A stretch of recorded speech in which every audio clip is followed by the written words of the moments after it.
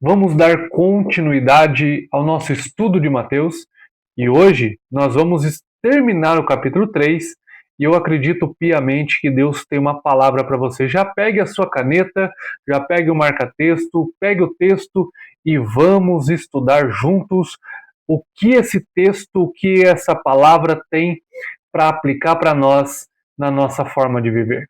E nós já estamos aqui e hoje o nosso estudo é do Evangelho de Mateus, capítulo 3, do versículo 13 até o versículo de número 17. Ou seja, hoje nós finalizamos o capítulo 3 do Evangelho de Mateus.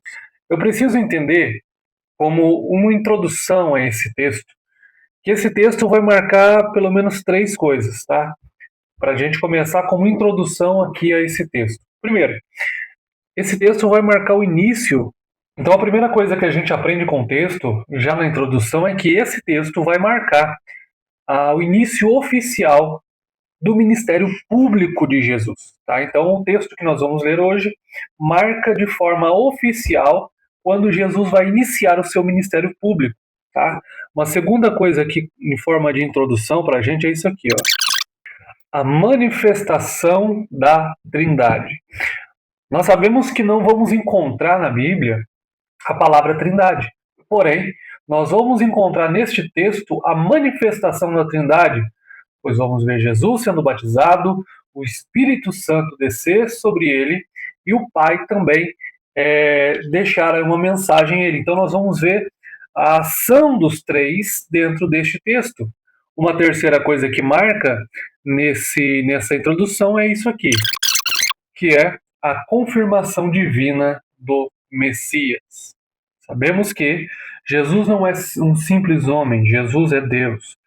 Jesus, ele veio em forma de homem, ele nasce para essa missão, porém, nesse texto também nós confirmamos a forma divina de Jesus, tá bom? Do Messias. Vamos lá então? Iniciando aqui o texto. Então veio Jesus da Galileia ter com João, junto do Jordão, para ser batizado por ele. Jesus ele vai se aproximar de João com um objetivo. E o objetivo o texto já está dando para a gente. Ó, para ser batizado por ele. Tá? Então, sempre que tiver essa palavrinha para, não é do verbo parar, mas sim dando um alvo, dando um objetivo. Tá? Para ser batizado. Então é um propósito. Jesus ele não está vindo até o Jordão simplesmente para bater um papo com João. Jesus está vindo com um propósito, para ser batizado por ele. Ele quem? João, né? Então o desejo dele é ser batizado por João. E quando nós estudamos o texto, nós fazemos perguntas para o texto, né? Nós precisamos entender que uma vez que a gente estude, isso aqui deixa de lição, você faz perguntas para o texto. Então, a grande pergunta é: Jesus precisava ser batizado? Jesus precisava ser batizado por João? Jesus é sem pecado. Sem pecado. Jesus é puro. Jesus ele é perfeito. E eu preciso entender que o batismo aqui era para conversão. E nós aprendemos no último vídeo, se você não viu, dá uma olhadinha logo na sequência lá, nós vimos que o batismo tinha um significado, tinha um propósito de levar o povo ao arrependimento. E arrependimento era mudança de mentalidade, uma mudança de vida. Jesus, sendo sem pecado, puro e perfeito, não precisava ser batizado. Então a pergunta para o texto já inicial aqui é o seguinte: por que é que Jesus ele está indo até o Jordão para ser batizado por João? Eu preciso entender isso aqui, que existe um propósito do céu. E a gente encontra pelo menos três propósitos, que eu vou marcar aqui, pelo menos três propósitos. Primeiro é esse aqui. O primeiro propósito de Jesus ser batizado é uma identificação com os pecadores. O escritor aos Hebreus ele vai nos dizer que nós temos um sacerdote, colocando de uma forma simples, ele entende tudo que nós vivemos e compreende de uma forma a qual ele tenha passado. Então, o primeiro ponto é se identificar com os pecadores, se identificar comigo, se identificar com você. ok? O segundo motivo que eu consigo encontrar dentro deste texto é o início da sua missão. É o início da sua missão redentora. Ele vai iniciar o ministério, nós vimos aqui que o ministério público se inicia aqui, e é o início da sua missão redentora. E como ele decide começar o seu ministério público? Se identificando com os pecadores e agora dando início à sua missão redentora, onde? Justamente onde estava acontecendo um avivamento, justamente onde estava acontecendo algo sobrenatural, que era a conversão de vidas e a mudança de vidas. Ele vai iniciar justamente o seu ministério aonde o avivamento ali está iniciando dentro da Judéia, dentro de toda aquela região. Tá? E aí, o último aqui seria isso. Exemplo de obediência. Nós vamos ver no ministério de Jesus, Jesus orando, Jesus jejuando, Jesus fazendo a vontade do Pai, Jesus ele cumprindo os deveres. Então nós vamos ver aqui um exemplo de obediência. Dentro deste texto, então nós vamos entender que Jesus não havia necessidade de ser batizado, porém, por uma identificação com os pecadores, pelo marcando o início da sua missão redentora, e como exemplo de obediência, Jesus vai descer ao Rio Jordão para ser batizado por João. 14. Mas João opunha-se-lhe, dizendo: Eu careço de ser batizado por ti, e vens tu a mim? Versículo 14. João ele percebe a presença de Jesus naquele lugar e ele diz, ele opunha-se, tá? Ele opunha-se dizendo: Eu preciso, eu careço de ser batizado por ti. Vens tu a mim? Dentro, eu gosto disso aqui, que dentro do original, essa palavra opunha-se aqui, gente, ó. Essa palavra opunha-se aqui, é isso aqui, ó. Vou marcar isso aqui, ó. Vou até marcar o original, ó. Dentro do original, isso aqui traz a ideia de impedir energicamente. Essa palavra opunha-se, então, dentro do original, mostra que essa palavra de João não foi uma simples modéstia, não foi um simples protocolo, ética. Não. João, de fato, ele tentou impedir Jesus de ser batizado, porque ele entendeu que Jesus não precisava, ele foi resistente ao batismo de Jesus. Isso aqui, essa palavra opunha-se, então mostra pra gente que João não está simplesmente fazendo de conta, não está simplesmente sendo ético. Não, João, de fato, ele acredita piamente que Jesus não tem necessidade de ser batizado.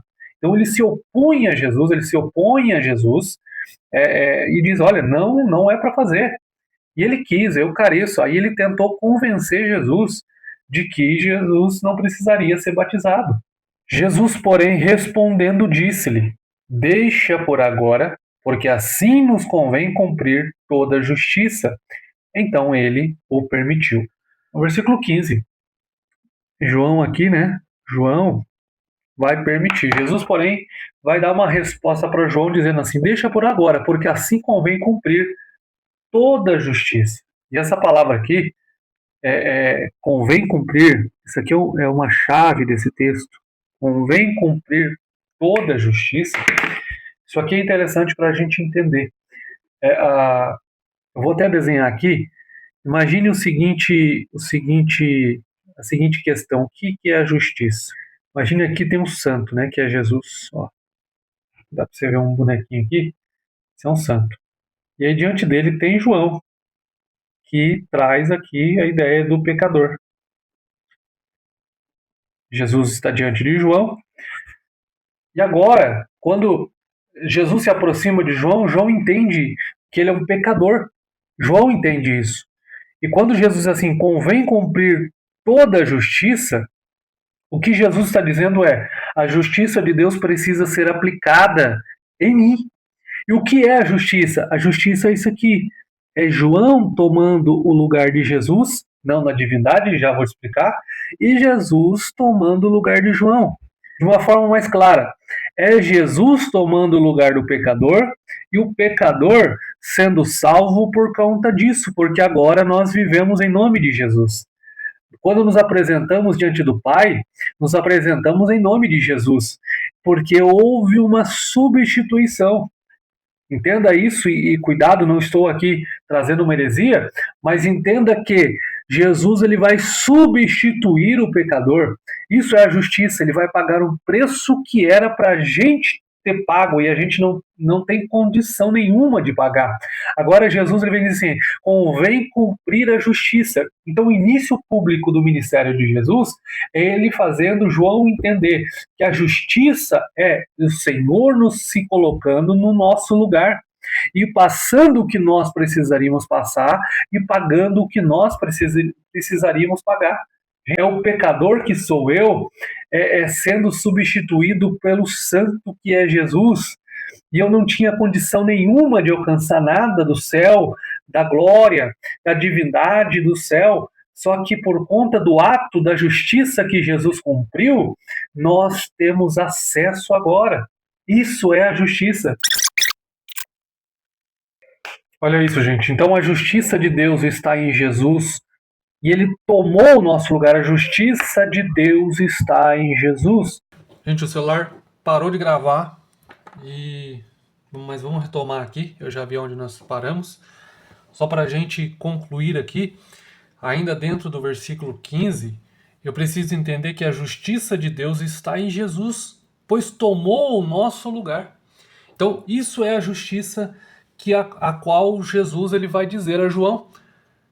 O batismo ilustrou o fato de que ele tinha vindo para salvar o seu povo dos seus pecados. Lembra da mensagem lá do anjo a José? Essa é a mensagem agora iniciando. O anjo diz a José, olha, ele veio para salvar o seu povo dos seus pecados. E agora, no batismo, isso está sendo ilustrado, pois ele veio para cumprir a justiça de Deus. E dentro do versículo 15, Jesus ele se identifica-se com os pecadores. Jesus antecipa sua obra substitutiva. Olha o desenho que a gente fez aqui. Então ele vai antecipar. Ele está dizendo a João, a justiça de Deus é que eu venha e faça a obra substitutiva, pague o preço que vocês, pecadores, não têm como pagar. Essa é a justiça de Deus. Então, Jesus já no batismo, ele mostra isso pra gente. E ele assume publicamente sua missão messiânica. Qual é a sua missão messiânica? Salvar o seu povo dos seus pecados. Essa é a missão messiânica. E aí a gente vai ler versículo 15. E sendo Jesus batizado, subiu logo da água, e eis que se lhe abriram os céus, e viu o Espírito de Deus descendo como pomba e vindo sobre ele.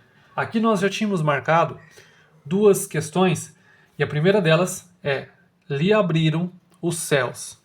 Isso aqui é lindo, gente. O céu abriu. As regiões que até então estavam trancadas aos seres humanos. Em Jesus, ficou livre o caminho ao coração paterno de Deus. Em Jesus se abre o céu, algo que estava trancado para a gente, algo que estava trancado a um pecador, pois Deus ele é santo.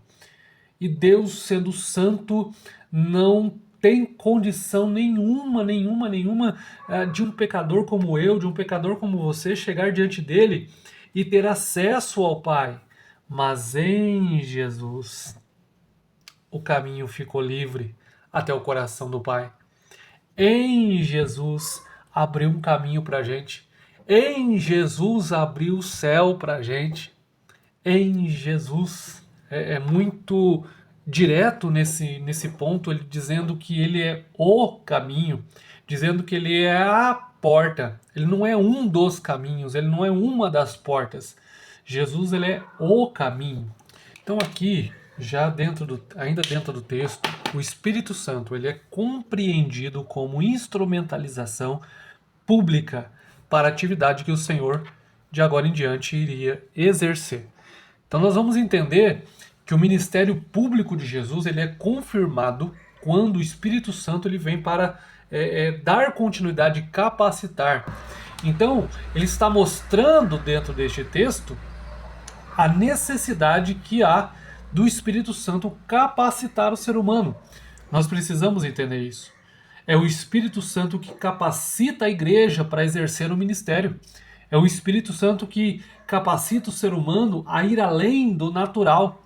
Não tem como nós agirmos, nós trabalharmos, nós fazermos algo para o Senhor na sua obra sem a ação direta do Espírito Santo. Jesus está nos mostrando isso, que o ministério público dele começa com a descida do Espírito Santo sobre ele. E com o passar do tempo, nós vamos estudar mais sobre essa ação direta do Espírito Santo, mas aqui no ministério de Jesus, quando nós falamos que ele veio para ser exemplo de obediência, nós já dissemos aqui, dentro do versículo 13, está também essa aplicação. Porque como exemplo de obediência, ele orou. Como exemplo de obediência, ele jejuou. Como exemplo de obediência, ele foi até o rio para ser batizado. E agora, como exemplo de obediência, para nos trazer esse exemplo, ele é cheio do Espírito Santo para nos mostrar que não há ministério, não há início de ministério nenhum sem a ação direta do Espírito Santo. Pois é ele que vai capacitar, ele vai nos encher de tal forma que a nossa visão ela é alterada, que a nossa forma de ver a vida ela é alterada, que o nosso coração ele é alterado, para que o nosso coração se pareça mais com Jesus.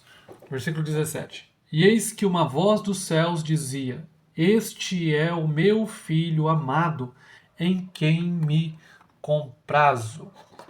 Este é meu filho amado, em quem me comprazo. Comprazo aqui seria a mesma coisa que prazer, em quem sinto prazer. Este é o meu filho amado, em quem me comprazo. E qual que é a aplicação para nós? Estar no Filho é ter a aprovação do Pai. Eu preciso entender. É o Pai se manifestando do céu e dizendo: Este é o meu filho, é o meu filho amado. Esse texto nos mostra uma confirmação do ministério. É o Pai confirmando, dizendo: Este é o meu filho, eu tenho prazer nele. Eu me comprazo nele. E quando o Pai diz o seguinte: Este é o meu filho amado, quando ele usa esse termo amado, isso aqui revela, quando ele usa o termo amado, isso revela relacionamento eterno entre pai e filho. Quando é muito mais do que um amor que Deus tem à sua criatura. Ele diz assim: Este é o meu filho amado. Isso revela um relacionamento intrínseco, isso revela um relacionamento eterno. Gente, o pai confirmando e dizendo: este é o meu filho amado. Sabe quando o pai bate no peito, demonstrando o seu filho, dizendo: Este é o meu filho. Né? Já viu aqueles filmes que está num jogo lá de basquete, de futebol, ou de algo semelhante, e o filho faz alguma coisa e aparece lá na plateia o pai cutucando outra pessoa, dizendo assim: Este é o meu filho, este é o meu filho. E enche, né, o peito de orgulho, dizendo: Este é o meu filho. O ministério de Jesus, o início do ministério de Jesus é confirmado pelo Pai. E isso aqui é minha mente, tá, gente? Isso aqui é algo que está no meu coração. Eu vejo o céu se abrindo e o Pai dizendo: Olha, este é o meu filho, este é o meu filho. Essa obra, esse início de obra enche de orgulho o Pai, dizendo: Este é o meu filho. Ele foi para salvar, para cumprir a justiça. Este é o meu filho. É o meu filho que foi uma obra substitutiva. É o meu filho que foi salvar o seu povo dos seus pecados. Este é o meu filho. Sabe? Essa cena de filme que eu disse, geralmente é descrita quando o filho faz algo assim que enche o pai de orgulho. Eu vejo essa imagem nesse texto do pai dizendo: Olha, este é o meu filho, olha a obra que ele está começando. Ele deixou o céu, ele deixou aqui toda a glória, toda a divindade para se fazer homem, para começar esse ministério público, para salvar o seu povo dos seus pecados. Este é o meu filho amado. Olhando para um contexto geral, para nós finalizarmos aqui, existem 5 aplicações práticas. Eu não sei se vai dar o papel, mas vamos tentar aqui, ó. 5 aplicações, 5 práticas. Então, 5 aplicações práticas para a igreja. Primeira, Deus honra a obediência. Humildade é indispensável. Nós vemos humildade em Jesus, nós vemos humildade em João. Humildade é o reconhecimento em João da sua pequenez, o reconhecimento de que ele é pecador, mesmo estando na posição que João está. João é um pregador que está atraindo multidões. João é um pregador que está trazendo multidão, está dentro de um avivamento. Isso poderia engrandecer João, mas João ele mostra humildade. João diz, não, eu preciso ser batizado, eu sou um pecador. E Jesus, sendo humilde, quando deixa o céu para se fazer homem, para cumprir esse ministério. Terceira, nossa identidade vem do Pai. Nós precisamos nos parecer com o Pai. Nossa identidade vem registrado o nome do Pai, o nome da mãe, não é assim? Nossa identidade é um documento, né? Que vem lá a nossa fotinha, e aí vem o nome, de repente vem o nome do pai, o nome da mãe, e por aí tá. Identidade. Nossa identidade vem do Pai. O que Jesus vem fazer através do seu ministério é resgatar essa identidade no ser humano. O que o pecado destruiu no ser humano, o que o pecado desfez no ser humano, Jesus, através do seu ministério, ele vem trazer novamente identidade para a nossa vida. E nós só conseguiremos entender a nossa identidade quando nos aproximarmos mais do Pai. 4. O Espírito Santo capacita para o serviço. Se achegue e peça o Espírito Santo para capacitar. Você que está aí no trabalho, peça o Espírito Santo para te capacitar lá. Você que está indo para a escola, peça o Espírito Santo para te capacitar lá. Você que está indo ministrar, pregar, louvar, adorar, ou vivenciar, ser pai, ser mãe, peça o Espírito Santo para te capacitar. Essa capacitação do Espírito Santo não se aplica somente a questões eclesiásticas. Essa capacitação do Espírito Santo é para nós vivermos na sua presença, sendo pai, sendo empregado, sendo esposo. Nós precisamos ser capacitados pelo Espírito Santo. O céu e o Pai somente são alcançados pelo Filho. Essa é a última lição prática. Busca o Filho. Somente no Filho. Se deleite no Filho. Isso é o que Jesus nos ensina através desse texto neste dia. E esse foi o nosso estudo de hoje. Terminamos aqui o capítulo 3. Comenta aí o que Deus falou contigo através desse estudo. E o meu desejo é que o Senhor venha despertá-lo a ler a Bíblia. Precisamos desse alimento. Estamos muito distraídos com muita coisa. Permita que a Bíblia venha te despertar, pois não estamos brincando aqui. Estamos dizendo que somente a palavra pode nos dar direção, sabedoria e graça nestes momentos. Deus te abençoe e eu acho que eu te vejo no próximo vídeo, querendo Deus.